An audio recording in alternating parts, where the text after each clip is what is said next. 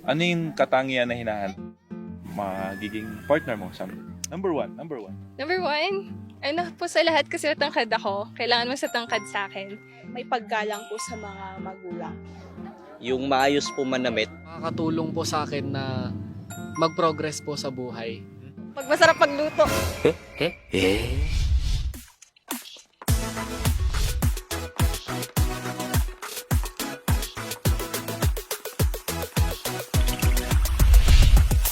Nabiktima na ba kayo ng fake news?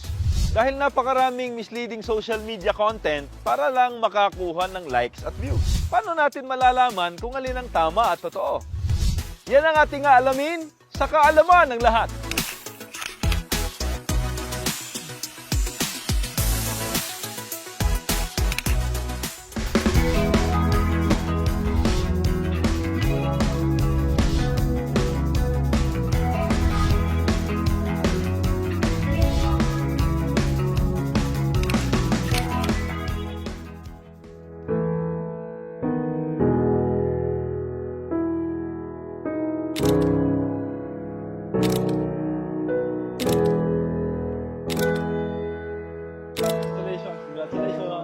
Napakasarap sa pakiramdam ng ikinakasal. Ang yugtong ito sa kanilang buhay ang siyang simula ng pagbuo nila ng isang matatag na pamilya at ng magandang kinabukasan.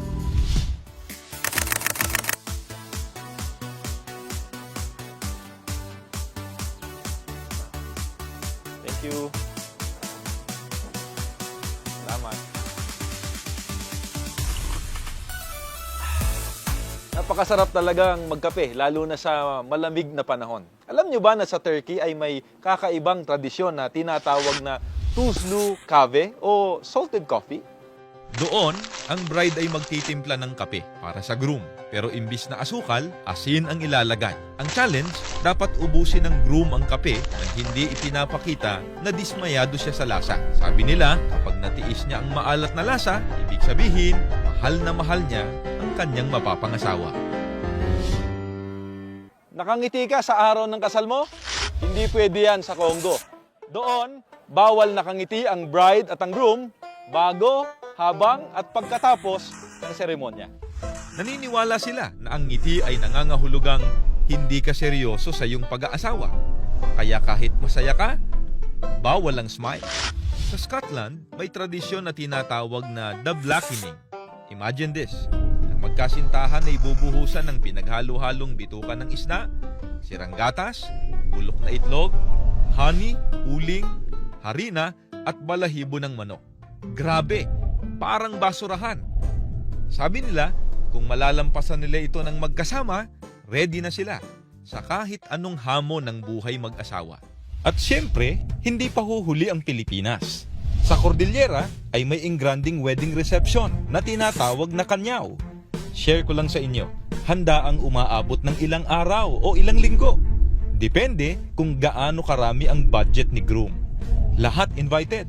Hindi lang ito tungkol sa newlywed, kundi ito'y isang buong community celebration. Pag may usok daw, may nagluluto. Dito basta may nabalitaan, punta sila. Sa Mindanao naman, sa kultura ng mga Tiboli, hindi basta-basta ang pag-aasawa. May kasamang sungod o pagbibigay ng dote.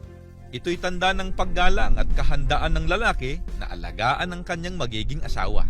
At hindi lang basta regalo ha, karaniwang binubuo ito ng kalabaw o baka, ginto, at syempre, ang napakahalagang tinalak, isang telang hinabi na sumisimbolo ng yaman at kultura ng kanilang lahi. Napakaraming customs and traditions ng iba't ibang lahi sa iba't ibang bansa pagdating sa kasal. Bawat kultura ay may kanya-kanyang paniniwala at may iba't ibang pamamaraan pagdating sa kasal. Pero hindi lang dyan nagtatapos ang usapan. Kung may mga paniniwala na nakafocus sa yaman o handaan, mayroon din namang mas nakabatay sa pananampalataya. Ano nga ba ang batayan ng iba sa pagpili ng mapapangasawa? Ay kuya, pwede kang ma-interview? Pwede po. Nagsasurvey lang kami kung ano yung mga katangian ng hinahanap mo sa iyong magiging future wife. Una po sa lahat yung makakatulong po sa akin na mag-progress po sa buhay. Kailangan po na kaya niya po mag-provide for the family. May paggalang po sa mga magulang. Kumbaga, family-oriented po. Very funny. Yung parang mag-best friend lang po kayo pag magkasama kayo and you have your own time together. Kailangan po kasi both ready. Masipag po kasi siya, masikaso po sa pag-ibig. Hindi lang isang INC member po, dapat po ay INC member din po yung magiging katipan ko. Una-una po sa lahat, syempre, yung kaanib sa Iglesia ni Cristo. Kailangan ko po i-consider kung Iglesia ni Cristo po ba siya. Dapat si faith nasa Iglesia ni Cristo din po dapat siya. Yun po yung doktrina sa amin. Kailangan ang magiging asawa or boyfriend is kaanib sa Iglesia ni Cristo. Ang itinatanong ng iba, bakit daw bawal sa mga kaanib sa Iglesia ni Cristo ang mag-asawa sa hindi member ng Iglesia? Ang mahalaga raw ay nagmamahalan at compatible sa mga bagay na gusto nilang gawin at marating sa buhay. Tama nga ba ang mga ito? Yan ang ating aalamin sa kaalaman ng lahat. Magandang araw po sa inyo mga kaibigan. Tulad ng napanood ninyo kanina, maraming iba't ibang tradisyon ang pinapractice sa iba't ibang lugar. Depende sa nakagisnan nilang kultura. Sa panig po ng mga kaanib sa Iglesia ni Cristo, bagamat ang mga kaanib ng Iglesia ni Cristo ay mula sa iba't ibang bansa na may iba't ibang kultura ding kinagisnan, subalit bilang mga tunay na Kristiyano, nananatiling ang sinusunod ay ang kulturang Kristiyano o ang makakristyanong pamumuhay. Ang amin pong panuntunan tungkol diyan ay ang nakasulat sa Biblia. Sa Roma 12:2, dito po sa saling The Message, sa pagkakaliwat na sa ating wika, dinggin po ninyo ito. Huwag kayong labis na makibagay sa kultura na inaakala ninyong angkop sa inyo nang hindi mo na ito pinag-iisipan. Sa halip, ituon ninyo ang inyong pansin sa Diyos. Mababago kayong ganap. Buong kagalakan ninyong kilalanin kung ano ang nais niya mula sa inyo at agad kayong tumugon. Hindi gaya ng kultura sa paligid ninyo na laging humihila sa inyo pababa sa kalagayan nitong hindi ganap. Inilalabas ng Diyos ang pinakamabuti ninyong katangian. Hinuhubog sa inyo ang lubos na pagiging ganap o sakdal. Mga kaibigan, sa way of life o kultura ng sanlibutan, nalabag po sa mga aral o kalooban ng Panginoon Diyos. Hindi po nakikiayon dito ang mga tunay na Kristiyano, kundi sa kung ano po ang kalooban ng Panginoon Diyos, ang mabuti at kalugod-lugod o nakasisiya sa Kanya. Ito rin po ang kulturang Kristiyano. Sa pagkakataon pong ito ay ipaglilingkod namin sa inyo ang sagot sa karaniwang itinatanong sa amin kung bakit ipinagbabawal sa amin ng mga kaanib sa Iglesia ni Cristo ang makipagtipan at mag-asawa sa mga hindi miyembro ng Iglesia ni Cristo. Sinusunod lang po namin ang utos o tagubilin, kalooban ng Panginoon Diyos ukol sa pag-aasawa ng mga taong kabilang sa kanyang bayan o mga hinirang niya.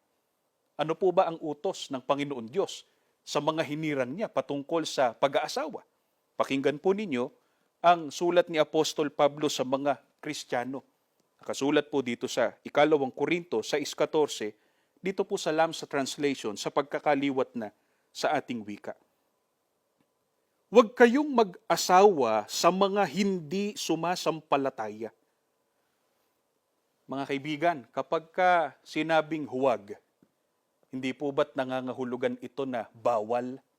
Kaya, ipinagbabawal po sa mga tunay na Kristiyano ang pag-aasawa ng hindi kapanampalataya. Sa makatwid, hindi po ito inimbentong aral o kabawalan ng mga ministro sa iglesia, kundi ito po ay aral ng Panginoong Diyos na nakasulat po sa Biblia.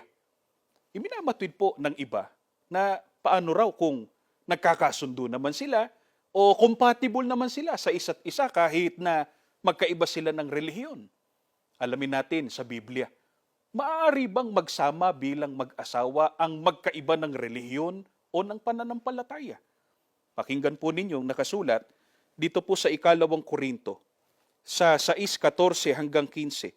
Ganito ang nakasulat, inyo pong dinggin. Huwag kayong makipamatok ng kabilan sa mga di nagsisisampalataya, sapagkat anong pakikisama meron ng katwiran at kalikuan? O anong pakikisama meron ng kaliwanagan sa kadiliman? At anong pakikipagkasundo meron si Kristo kay Belial? O anong bahagi meron ang sumasampalataya sa di sumasampalataya?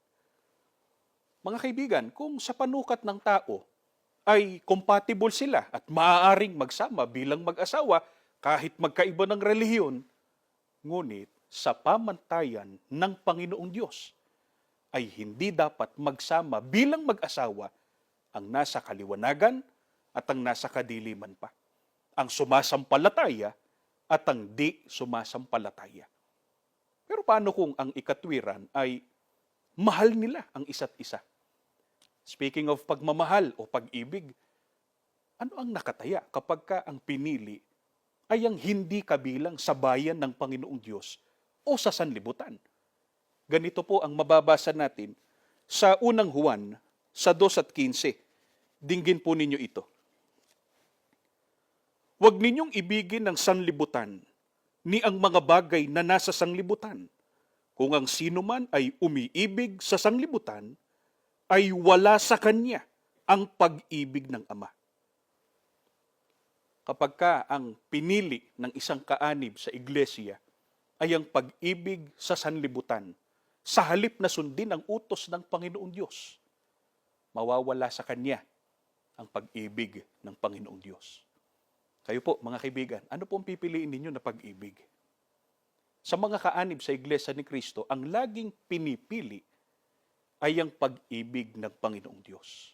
Tandaan natin, ang Panginoong Diyos ang lumalang ng pag-aasawa, kaya siya ang makapagtuturo ng wastong pag-aasawa.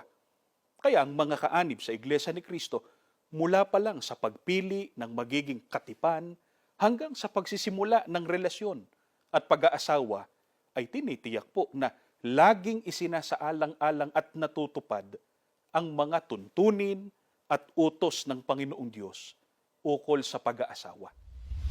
Ngayon ay alam nyo na kung bakit hindi nag-aasawa ang mga member ng Iglesia ni Cristo sa mga hindi kaanib nito. Sana ay nakadagdag ito sa kaalaman ng lahat.